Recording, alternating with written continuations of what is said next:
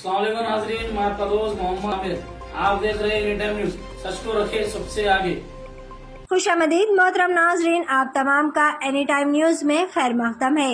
आज बतारीख 23 अप्रैल को BRS party Chevella MP उम्मीदवार के गानेश्वर मूतराज ने अपना नॉमिनेशन फाइल दर्ज करवाया, जहां इस मौके पर मेहमान खुसूसी के तौर पर BRS party working president KTR और राजेंद्र नगर एमएलए प्रकाश गौड़, महेश्वरम एमएलए पी सविता इंदिरा रेड्डी के अलावा दिगर कायदीन ने इस रैली में शिरकत की। आइए देखते हैं इस खुसूस में वहां के चंद मनाजिर। इसी तरह की मज़ीद खबरों से जुड़े रहने के लिए एनी टाइम न्यूज़ को लाइक करें, शेयर करें, सब्सक्राइब करना ना भूलें।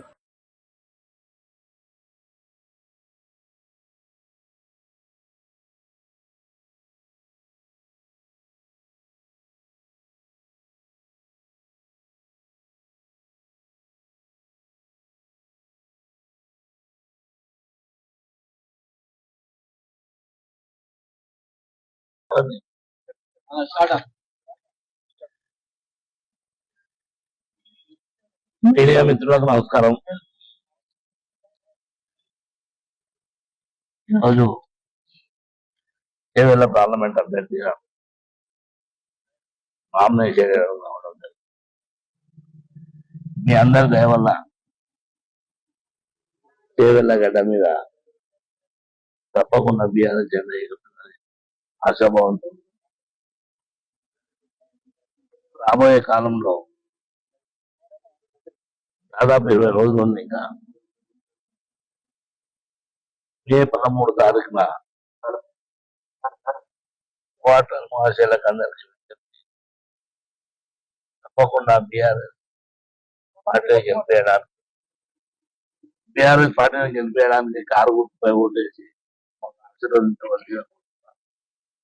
ఇకపోతే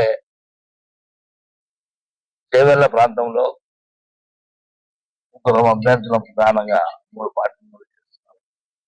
కొండ విశ్వేశ్వరరెడ్డి గాని, రంజిత్ రెడ్డి గాని, అదేవిధంగా కాసాని జ్ఞానేశ్వర్ బీఆర్ఎస్ పార్టీ. ముగ్గురం కూడా అదే ప్రాంతం నుండి సేవ చేసినటువంటి వాళ్ళం.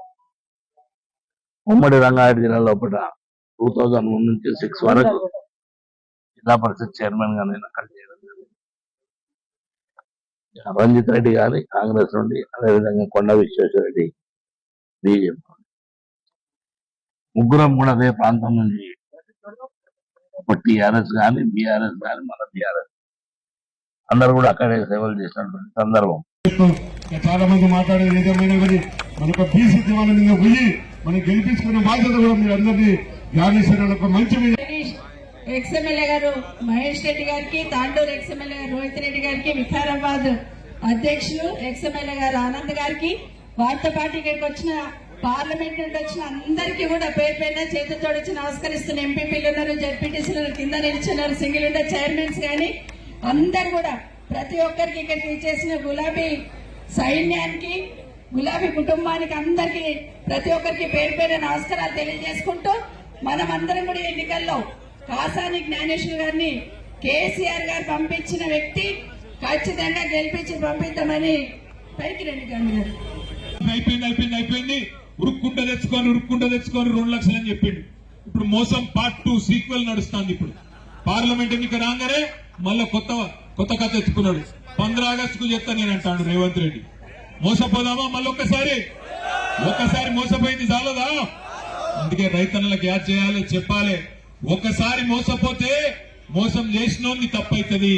రెండోసారి మోసపోతే ఎవడైతే రెండోసారి కూడా నమ్మిండో వాళ్ళది తప్పైతుందనే మాట తప్పకుండా యాద్ చేయాలి. ఇలా రేవంత్ రెడ్డి గారు కానీ బీజేపీ హృదయపూర్వకంగా ధన్యవాదాలు. ఎండాని సాకులు వెతకకుండా మరి రోజు జ్ఞానేశ్వరుని గెలవాలి, మళ్ళొక్కసారి రాష్ట్రంలో గులాబీ జెండా ఎగరాలి అనే ఉద్దేశంతో మీరందరూ తరలి వచ్చినారు.